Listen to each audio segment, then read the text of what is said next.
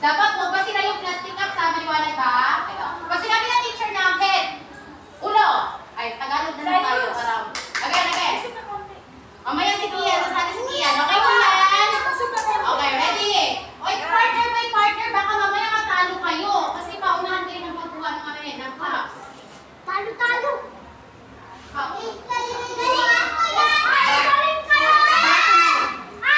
ready? Ulo. Wala ba? Ulo. Balikan. Jacob, upo. Mamaya ka, hindi kita kung sarili sa next time. Ulo. Balikan.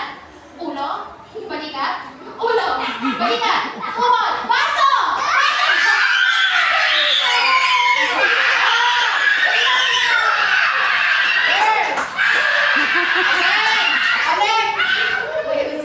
Okay.